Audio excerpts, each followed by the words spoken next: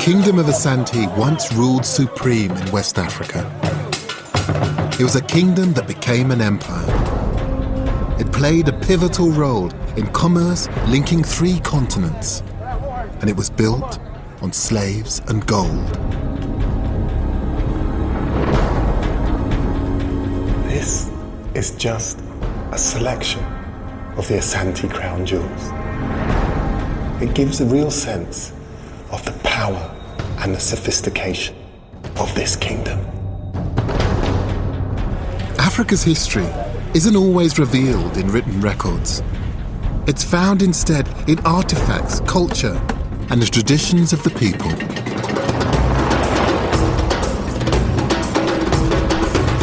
We know less about Africa's distant past than almost anywhere else on Earth. But the history of this continent is as important and valuable as any other. In this series, I'm exploring some of the richest and most vibrant histories in the world. And I've come to Ghana in West Africa to explore the Kingdom of Asante.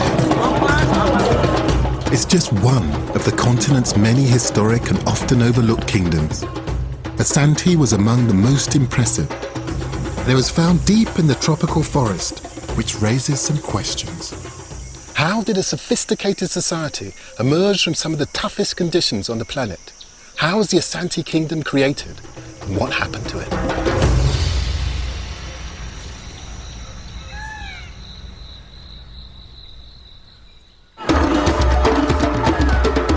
Kumasi, Ghana's second city.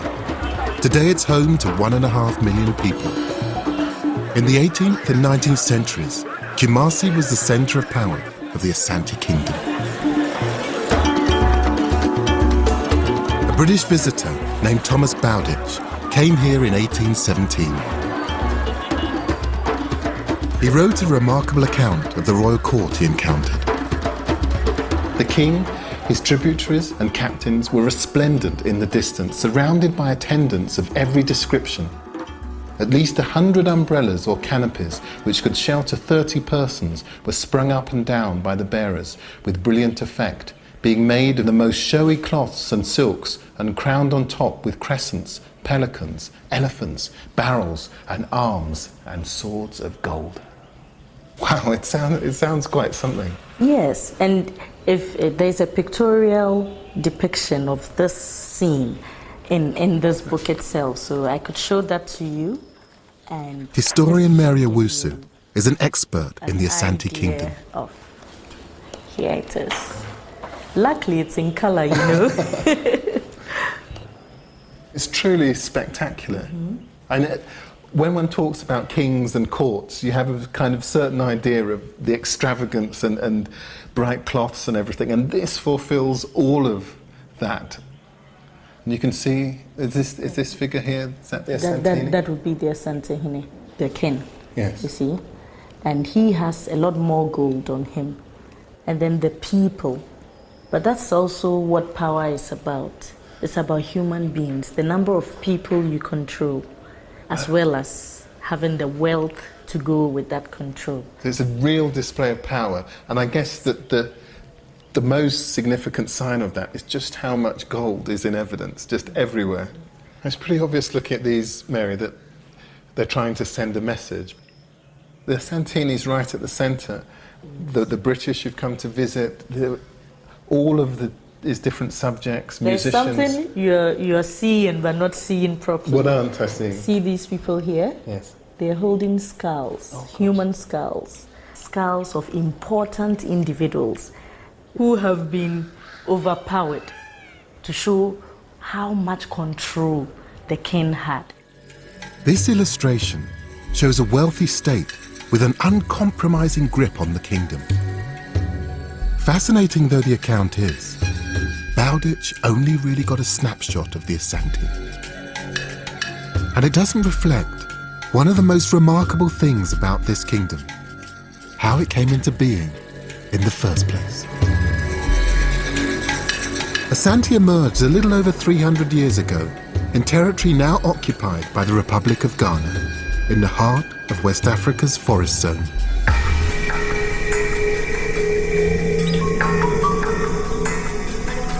Dense forest is an unusual place for large civilizations to establish. The heat and humidity are relentless. Despite the conditions, a complex and sophisticated kingdom emerged here that dominated a vast area for more than 200 years. The vegetation seems so impenetrable that the scale of the achievement is hard to comprehend. Discovering how they did it and where they started has preoccupied historians for decades. In 2010, archaeology carried out by the University of Ghana made some important new discoveries about ancient life in this part of Africa.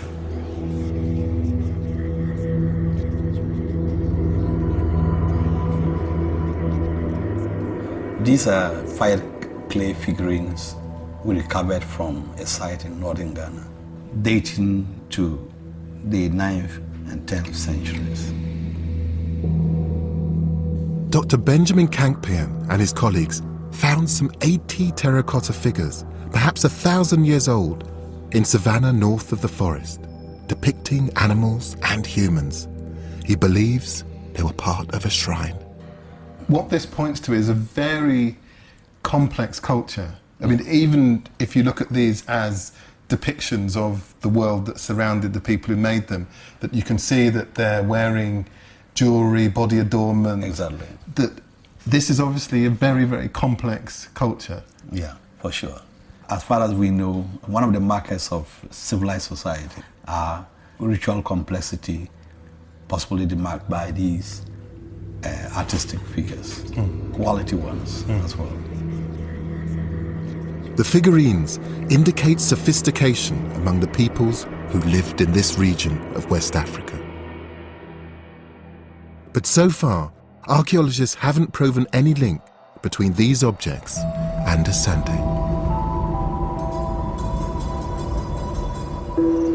In fact, conclusive evidence has yet to be found of the precise origins of the Asante people, for good reason.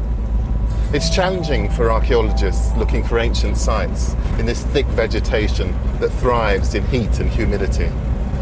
They simply don't know where the early Asante came from.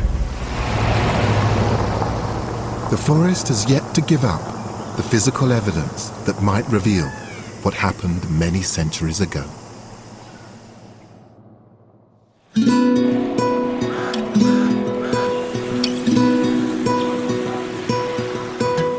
Asante's history isn't as elusive as it might seem, however. Evidence does exist, but it appears in different forms, which are still incredibly valuable. Narrative, oral history, stories of the past, they're all important here. And knowing why is essentially an understanding how the Asante Kingdom came about and what held it together.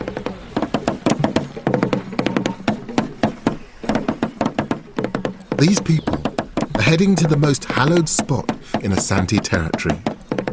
This is oral history in action. Their destination is a sacred site within a forest called Asante Manso, where a seldom held ceremony is taking place. It celebrates the 7 clans who first established communities in the forest, and in so doing, laid the foundations of the Asante Kingdom.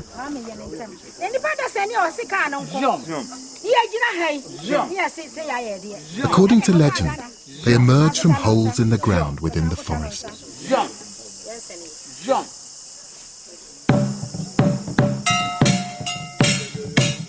Sacrifice emphasizes the significance and rarity of the ritual.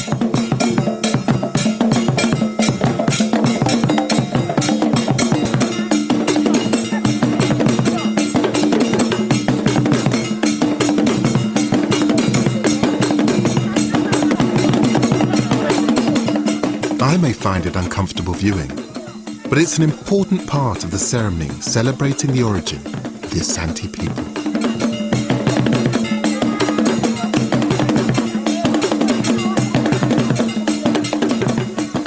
It doesn't really matter whether we believe that the Asante came from a hole in the ground or not. These myths are every bit as important today as they ever were. Many things decay in the heat and humidity of the forest, but folk memory lasts. Archaeologists can't be certain that Asante's ancestors came from exactly this spot, but the belief in forest origins does chime with what historians have established. The ancestors of Asante were Akan people whose language is still spoken. The Akan hunted and foraged for food around 600 years ago. But 300 years later, a sophisticated kingdom had emerged. In between, the Akan people and their environment went through a significant and rapid transformation. Before a community could establish itself in one place, a major obstacle had to be overcome: the forest.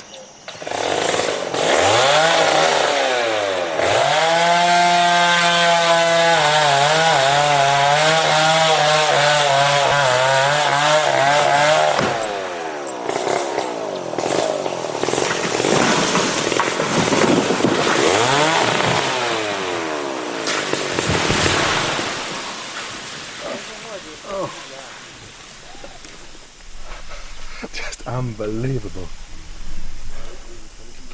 If you think the original Asante, that they cleared this forest, trees of that size, by hand. During the peak of the forest clearance 500 years ago, the Akan used axes to weaken the trunks and then pulled the trees down with twine. Clearing the forest was a vital precondition for settled society. Before that, Akan people were part of a hunter-gatherer society. With the forest cleared, agriculture could happen. Only with the space to cultivate land and grow food crops could groups of Akan people expand their populations. Today, in a forest in the west of Ghana, machinery makes short work of ancient trees. Hardwood timber, such as mahogany and teak, is among Ghana's most important exports. Licensing regulations attempt to protect the environment, but there's an understanding among forestry workers that Ghana's history is worth safeguarding too. The forest, it's important to the people, to the Akan. The forests are important, are they? Yes, it means something to the people. We have some areas we don't enter. We name the place, maybe this is the place where Asante people come from. Mm-hmm. Yes, so the forest is very important to us. For the Akan people in the 15th and 16th centuries, forest clearance was mind-boggling work. Researchers have calculated that for one man to clear 1 hectare, it would take him 500 days to remove more than 1,200 tons of vegetation. And since the fertility of the soil deteriorates so quickly, he would have to rotate his crops, meaning he would need to clear 6 hectares to feed his family. Faced with such an enormous task, the Akan people needed additional labour. There weren't enough of their own people to do the job, so they used slaves. An expert in the early Akan societies that were the foundation of the Asante Kingdom is Dr. Wilhelmina Donko. Yes, I mean, importing people from outside was a really useful venture for them. Traders from outside coming in. At different times, they must have brought in people even from possibly as far afield as maybe Nigeria, the Senegambian areas, and so on. How did this early kind of slavery differ from transatlantic slavery, which comes slightly later? The system that operated here was quite different in the sense that unfree people or people of unfree descent could marry, have offspring of their own, could accumulate property and all that, and sometimes they could even marry into the lineages of their, shall I say, their masters or the people who had initially procured them. So it wasn't very hostile. It did not remove the basic humanity of those who had lost their freedom. But still, it's a loss of freedom in the sense that you were removed from your own kinsmen to join a different set of people. With the help of unfree labour, the Akan made clearances in the forest on an unprecedented scale. For the first time, the forest was a viable place to have organised settled societies. It was still 200 or 300 years before the Asante Kingdom, but this achievement had a long-lasting effect. The act of clearing the forest shaped Akan identity. There was a great sense of pride that this effort against the forest had been successful, but that only drove the imperative to do more. Farmers settled in the cleared areas and grew crops needed to support an expanding population.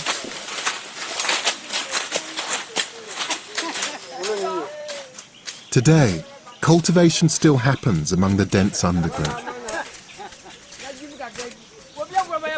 This is your farm, is it? This is my farm. And can you tell me, what sort of produce do you farm here? Yeah, I do produce this type of fruit, which is plantain. Yeah. I planted this, and it takes 1 year to harvest. This is called cocoyam. Yeah. And I planted cocoyam. It's like a potato, it's a starchy. Yeah, it's starchy like potato. Yeah. How do you keep back all of the weeds and the big trees that seem to be growing so voraciously on the edge of your farm? We use this cutlass. So all of them will come once and weed everything.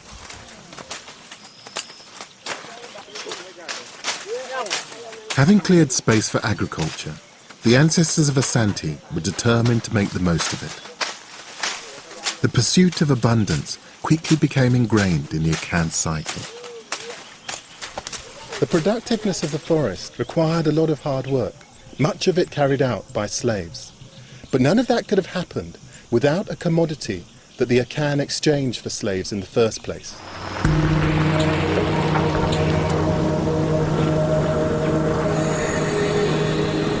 Still found deep within the forest is the precious resource that paid for labour and transformed the Akan people. I'm on my way to one of the 10 largest gold mines in the world.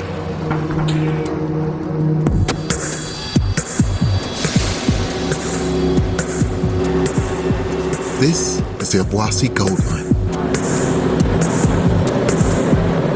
Today, gold-bearing rock is extracted from shafts that reach 1,500 meters underground. A chemical process separates the precious metal from the ore, and smelting results in gold bullion. The heat is so intense, I've never felt anything like it. It's unbelievable.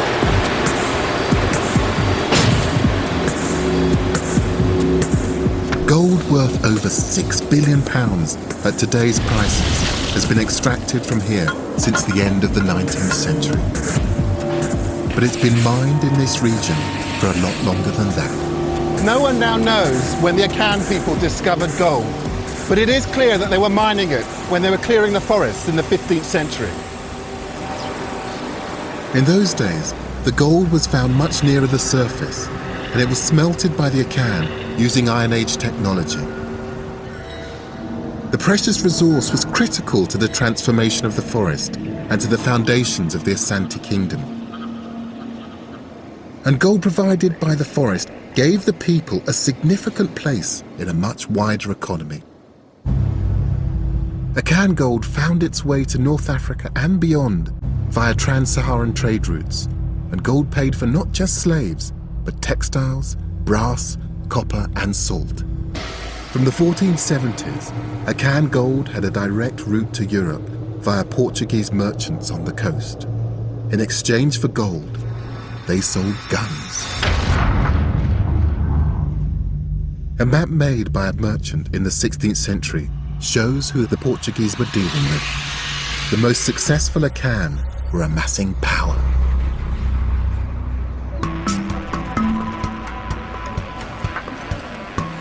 The developing entrepreneurial spirit would have a major impact on culture in the Kingdom of Asante. The Akan businessmen had accumulated gold, slaves and land, and they were known as Berempong, big men. And they shared one thing in common, one ultimate symbol of authority. It wasn't a crown, or even gold regalia. It was a small wooden stool. The village of Awia is a centre of stool craftsmanship. Every stool is carved from a single piece of sese wood. The finest stools made here are used by senior figures in Ghanaian society. Less ornate stools are for everyday use and tourist souvenirs. According to leading Asante scholar, Professor Kwame Ahim, the stool was more than a seat to the Akan big men. It is a symbol of status. Now, status in the sense of authority, power, and standing in society. I mean, it begins with the earliest lineage, the family unit. The elders had to have a symbol of authority over everybody. So then he had a stool made for him. And why is the stool the symbol? I suppose the material used for it was durable because he wanted it to last. Now, a stool is a way of remembering or a means of remembering. So in a way that the stools actually became symbols of the history That's and right. also at the same time the symbols of office, symbols of authority, symbols of power, and also reminders of their particular achievements. The experience of literally hacking their culture out of the forest was bound up in Akan stools. They helped to emphasize the roots of their organized society and much more. It's not just about rootedness, it's also about power, about lineage, about family. They actually had in the center of them an empty space where people could put things that they treasured, that brought this object to life, made it more than just a seat. It became, in a way, a vessel that carried history. The stool's authority translated into political power for its chief. As the communities around each stool grew, they became less a collection of farmers and workers and more like highly centralized states. By the mid-1600s, dozens of independent village communities had turned into a patchwork of Akan states. The most powerful was Denchira. It controlled some of the richest gold mines in the forest. For decades, its neighbors sent tribute by way of slaves and other gifts to keep the peace. But Denchira's position as the most powerful of the Akan states was not to last. I'm on my way to the birthplace of the man who challenged Denchira and in the process founded the Asante Kingdom.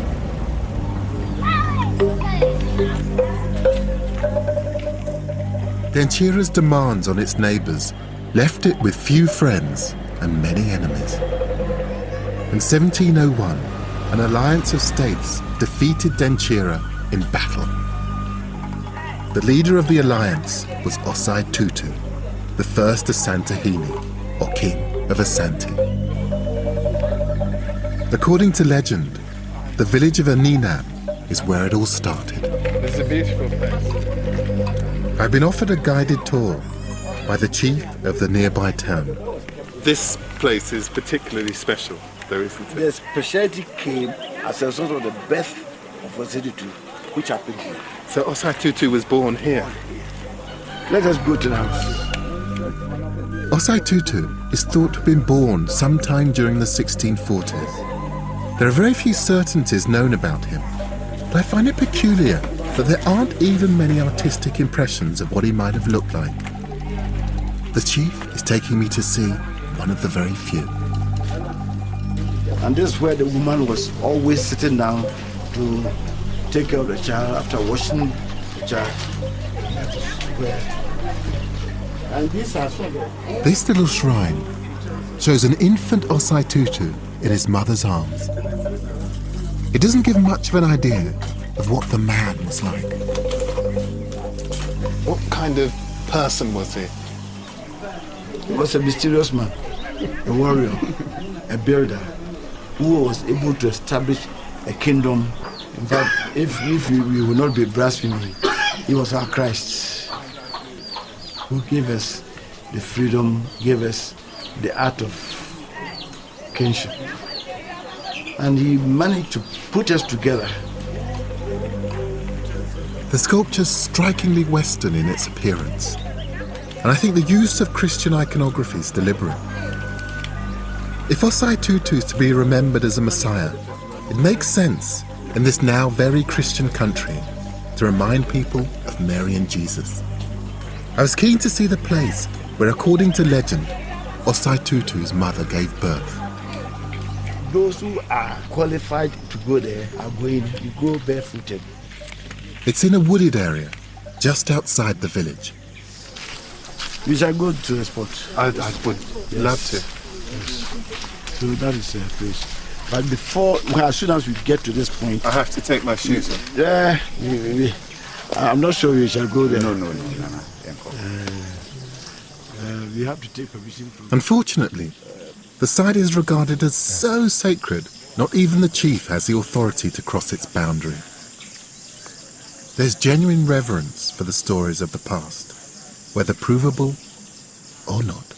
Can I ask you about the importance of history to the Asante people? People who don't know their history just move about like ordinary chaff which is being blown by with the wind. But those who know their history try to keep the pride that the great ancestors created for them. If we want to maintain our status, maintain our stature, we need to have background of what happened in the past and try not to go away from it, maintain it. It need be modify it to suit conditions as prevailing presently.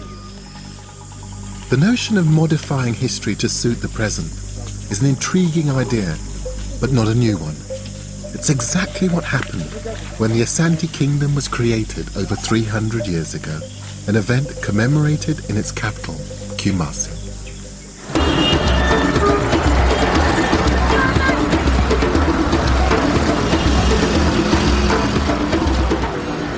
This was the seat of Osei Tutu's power, and it's where a particular reading of the history is displayed.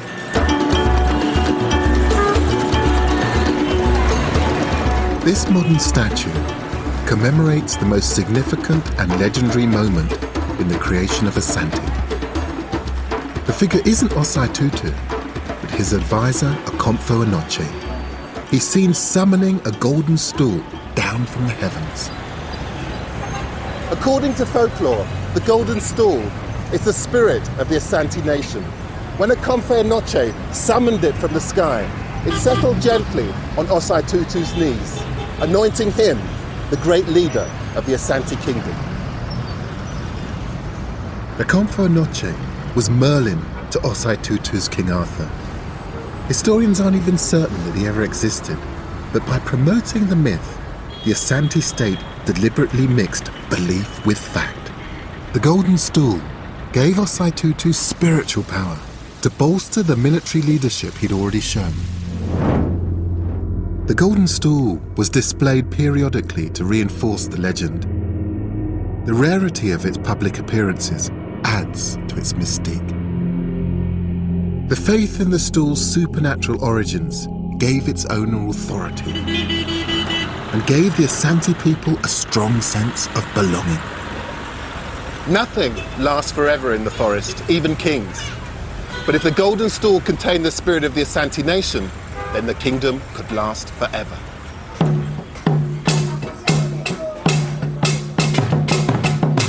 Asante royalty followed the ancient Akan tradition of succession on the mother's line.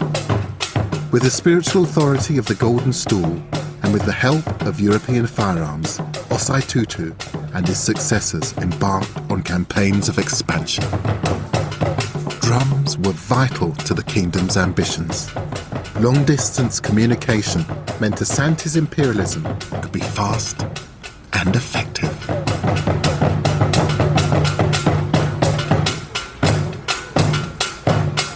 These are the Atampan drums, the talking drums of Asante.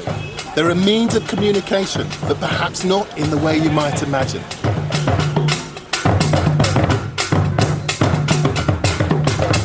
These drums don't just beat out a rhythm, they speak. And if you know the language, you can hear words and phrases. That was great. Thank you so much. It's just amazing. And just to hear, you don't just hear it, you feel it. It's absolutely wonderful. So each one of these drums have a different sound, a different function. Is that right? Yes. This one is mid, this one is mid, and this one is a few.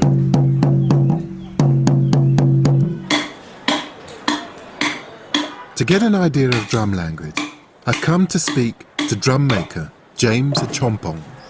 And these drums speak, is that right? Yes. How do they actually communicate? I'm fascinated by that. There are certain basic drum language which is very familiar to anybody within the community. Such like maybe we are going to war, someone have lost at the forest, and yeah, we are going to communal labor. The king is calling everyone, you have to come report at the palace. That's the basic thing. Everyone within the community knows that. Drum language is possible because it doesn't simply imitate the syllables of spoken words, but their tone as well, thanks to the combinations of sounds the drums can produce. I see. So together, yes, that they make a full sound. You should see the sound. If you hear a rhythm, I can call you. You can call me? Yeah. What is your name? My name? Yeah. My name is Gus. How would you do that? How would you call me? I should call you. Amata. You call me. Amata. I'm not, I don't I apologise for my stupidity, but I can't see the relationship. Do Gus again. No. Do Gus again, please. Yeah. Do Gus.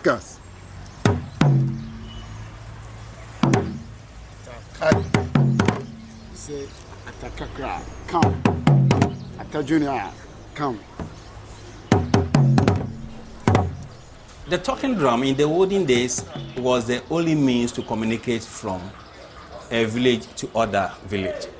So there was no telephone then. So normally the community used the talking drum to send messages from village to other village.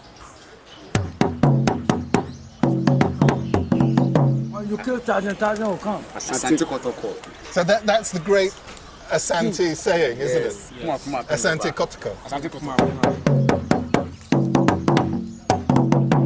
So that one's saying, when you kill 1,000, 1,000 will come. Yes. The common language of the region made this form of communication extremely effective. Asante had no standing army. Instead, every village was expected to contribute soldiers to campaigns ordered by the Asantehene. The reservists responded to the drummers' call to war, and the kingdom expanded rapidly in the first half of the 18th century.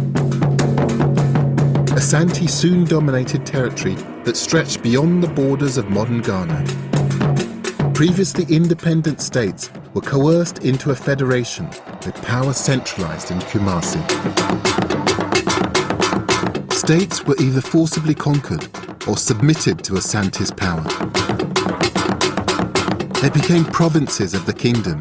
Their chiefs became vassals of the Asante king, the Asante Kingdom.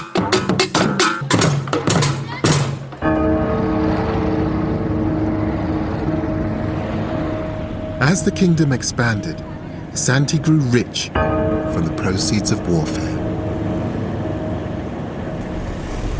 The wars of expansion resulted in the accumulation of vast numbers of slaves, far more than they could possibly use. But this also raised an opportunity. 110 miles south of Kumasi is Ghana's coast, and a poignant reminder of African history. After the Portuguese began trading in the 1470s, other Europeans followed to what became known as the Gold Coast. Cape Coast Castle was originally a base for Swedish merchants, but by the mid-1660s, it had been taken over by the British. As Asante rose to prominence, the white men were less interested in gold than in another valuable commodity, labour.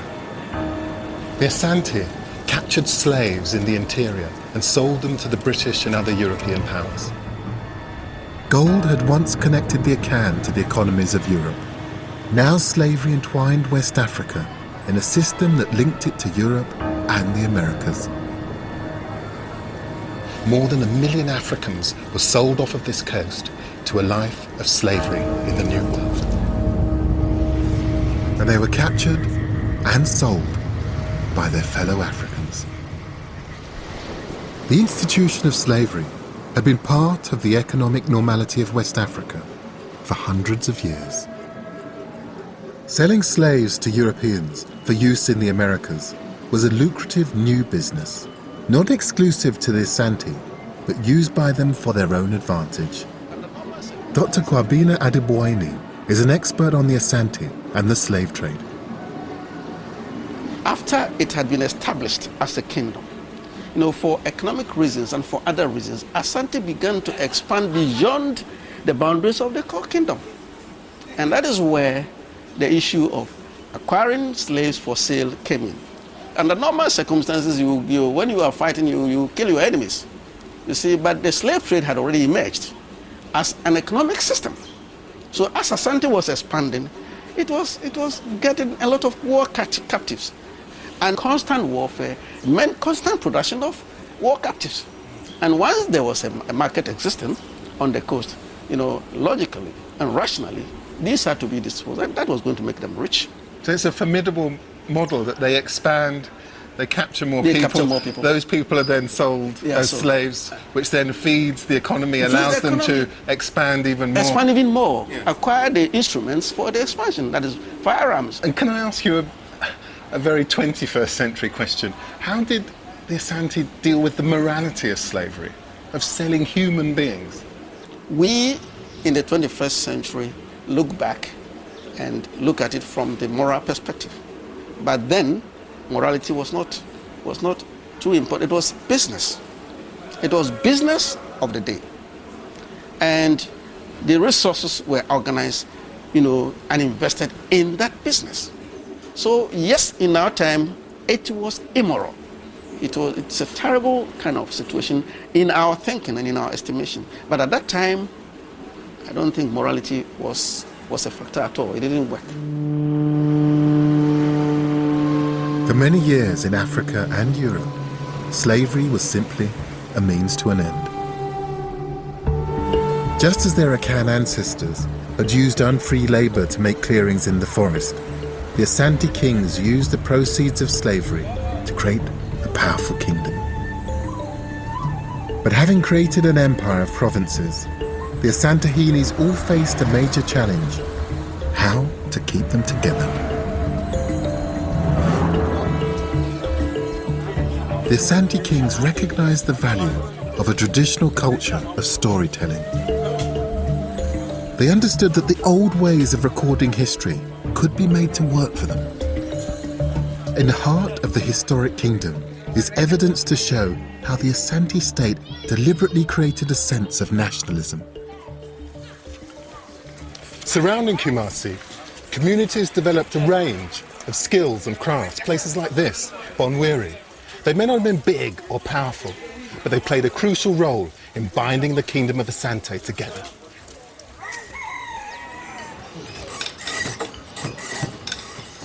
I've come here to see kente, Ghana's famous patterned cloth.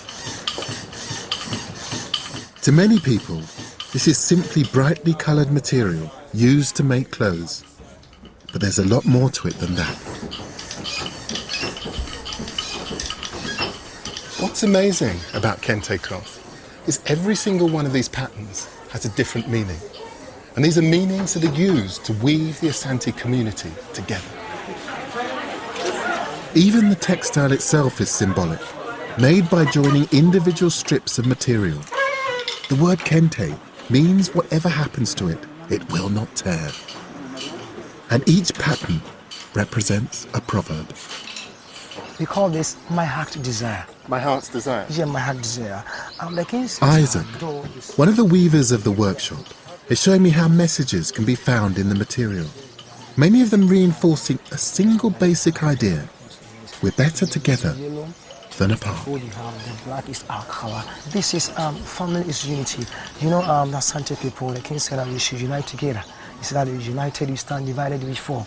So he named this particular crop that family is unity. That's so there's a kind of a sense of narrative that yes, that's the Asante people. We should unite together so that we can fight with our enemies. Yes.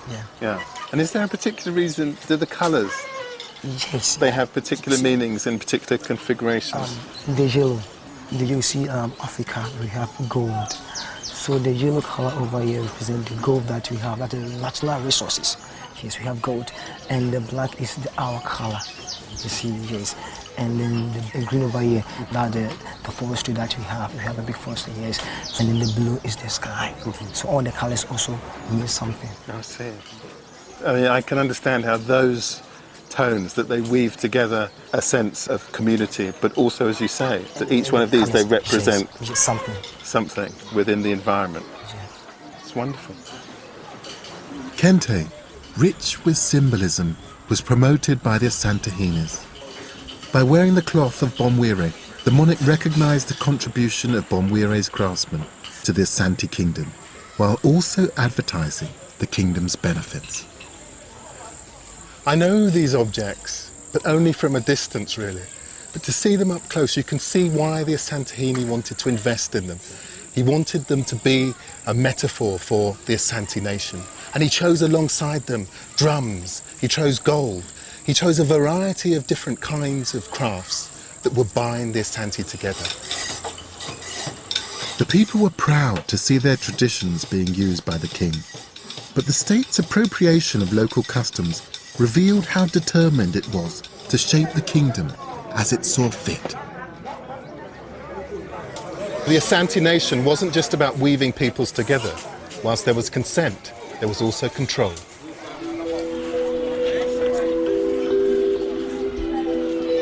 In 100 years, the kingdom had grown significantly.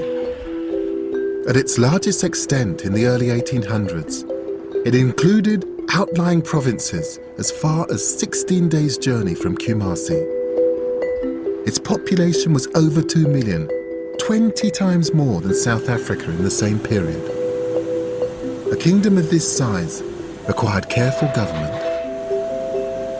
I'd been given permission to enter the royal palace in Kumasi and to see some of the instruments of control used by the state at the height of its power. The original palace was the centre of Asante government. From Kumasi, civil servants were sent all over the kingdom to implement its policies and to apply its laws. I've arrived just as the palace gunbearers have come to remove historic weapons from the museum. So you carry the guns during ceremonies? Yeah, and during the sitting of the king. Anytime the king sits in state, the guns and the sword has to come out to signify that that's the king. So who did that belong to? That is the first king of Ashanti, Otunfo Osei the first. Oh, really? Yes. This is Osei Tutu's gun. What amazing. European firearms had been instrumental in creating and expanding the Asante Kingdom during the 1700s. Threat of force was one way the kingdom maintained control, but other methods were just as effective. The royal palace once housed the most important part of the kingdom's bureaucracy, the treasury. Since gold was first mined in the forest, the currency of this area of West Africa was gold dust. Scales and counterweights were used for precise measurements. Even gold nuggets and ingots were smelted down and turned into gold dust so they could be accurately measured. Every transaction was in gold dust, including taxation.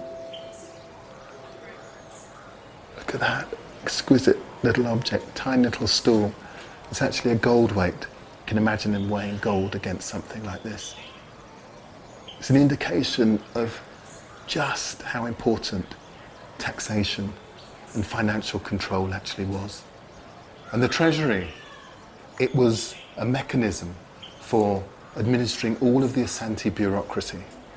It's just another one of those institutions that was core to consolidating Asante power. Taxation didn't simply fund the government. It ensured that no individual could become significantly wealthy. Gold was not just money, it was power. And it was vital that power was held by the state. The regalia of the Asantehene had to be the very best. And the quality is just mind-blowing, exquisite work. Ostentatious demonstrations of wealth by the king reminded everyone of their history, of how the gold found in the forest had been instrumental in creating the kingdom. The Asante people had long accepted that the kingdom was safeguarded if the state was rich, but those assumptions were to be severely challenged.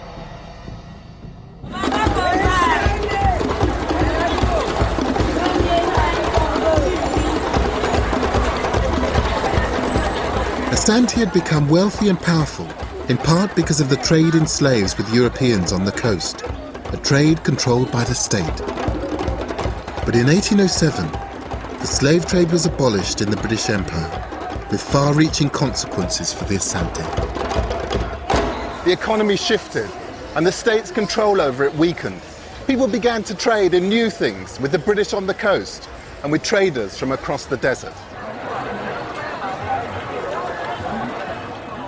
The people of Asante had always believed in the state's control over wealth, but now they were increasingly in contact with people from beyond the kingdom who were making money for themselves.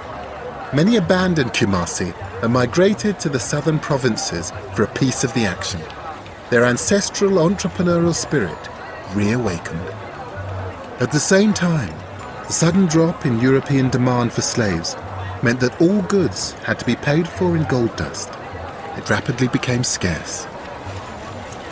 These new influences had a profound effect. People started hoarding gold. They buried it to avoid paying tax. This was a direct assault on the power of the Asante state. These internal problems plagued the kingdom in the first half of the 19th century, and they were made worse by a fractious relationship with an international trading partner. The military museum in Kumasi was built as a fort by the British. This collection of photographs is testament to British involvement here from the late 19th century. But the British influence on the coast had been growing steadily for many decades before then. There were disagreements and outbreaks of hostilities between the British and Asante, but for the most part, relations between them were of two cooperative trading states. But then, in the late 1860s, everything changed. Asante wanted to restore its domination over its southern provinces, to tighten its grip on coastal trade. But some of those provinces had turned to the British for protection. and an Asante trade monopoly was not in British commercial interests. The two powers were on a collision course. As tempers flared, the Asante took a number of Europeans as prisoners, an act that the British would cite as a justification for war. A war that would allow the British to consolidate their trading position on the coast. In February 1874, British forces marched into Kumasi, the first foreign troops to do so.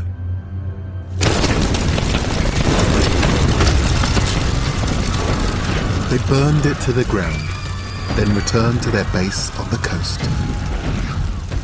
The destruction of Kumasi was a shock to this previously undefeated kingdom. But the impact was more than psychological. As Kumasi lay in ruins, Asante was forced to accept the loss of its southern provinces. In August 1874, they became the British Gold Coast. 100 years after Asante's empire building, the Europeans were gaining foreign lands. The authority of the Asante Kingdom had failed to withstand the challenges of the British or the changing economic realities affecting its people. The kingdom's other provinces began asserting their power, and in the 1880s, civil war threatened to tear Asante apart. The violence ended in 1888 when the factions agreed to a new Asantehene, a 16-year-old named Prempeh I. Professor Irene Adote has explored his effect on a kingdom on the verge of destruction. So here was this young man, having come to power, the question was, how was he going to manage? Manage to bring all these forces, the insiders who defected and all these other people, bringing them together to build a strong Asante nation once more. That was his challenge, peaceful Asante nation. So what he did was to re-establish the importance of the golden stool as a unifying factor for the Asantes. So the golden stool, it's the rallying point for the whole nation. Yes, but at that time, we're talking about the British too, also saying, hey, wait a minute, if this man succeeds in reuniting Asante to make a strong Asante nation, we will be in trouble, because that's the last thing we want. Because the British were determined now to get hold of Asante and make Asante a colony.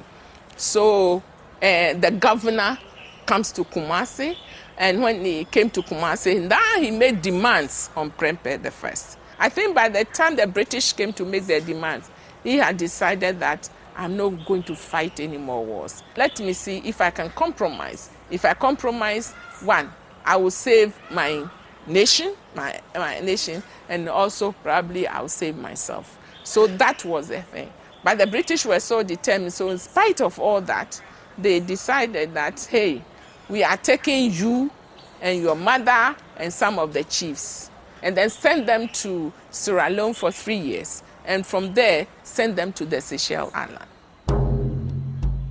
The enforced exile of Prempeh in 1896 stopped the kingdom's resurgence in its tracks. 6 years later, Asante was formally incorporated into the British Gold Coast colony.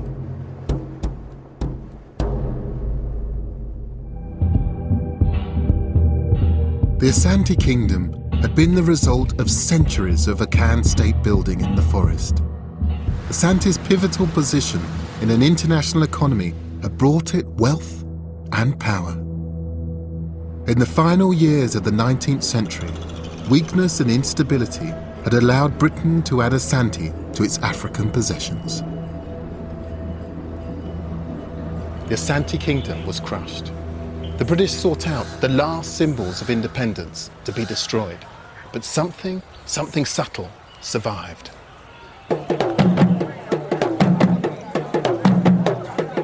The British had failed to destroy the spirit of the Asante nation, or its physical embodiment, the golden stool. It was a significant error, as palace historian Osai Kwadwo explained. Our spirit, our everything is in the golden stool. So that when even the British tried to take the golden stool away, We did our best to hide it, and they never saw it. So they later found that it was not the occupant of the stool who mattered, because we fought so that they could not take the golden stool away, and they never saw the golden stool. So to us, I say we were victorious.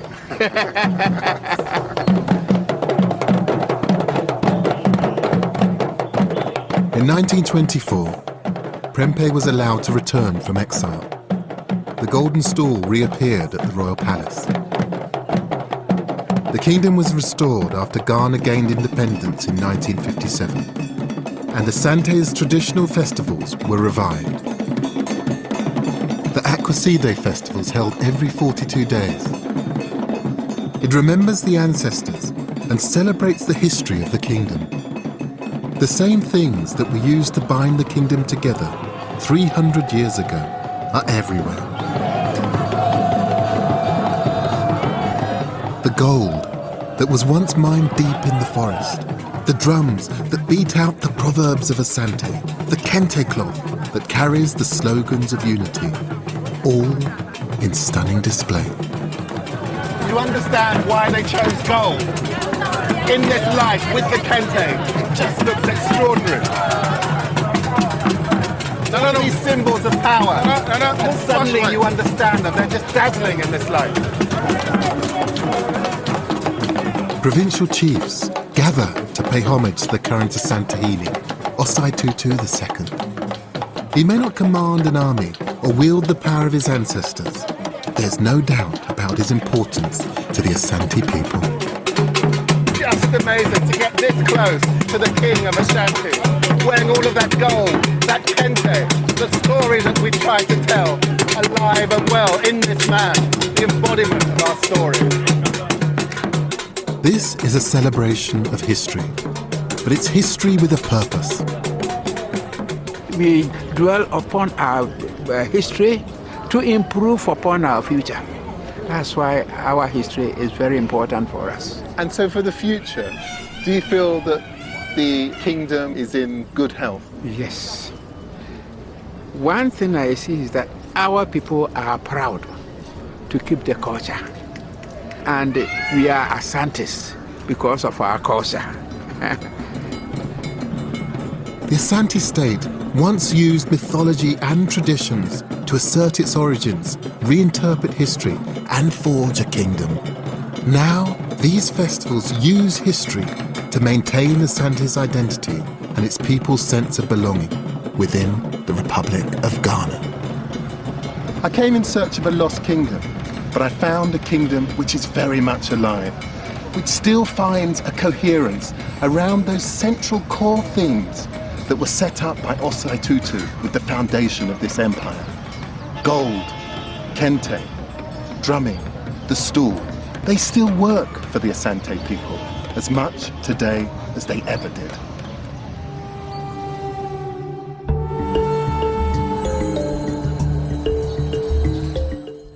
And brand new Lost Kingdoms of Africa continues here on BBC4 at the same time next Monday.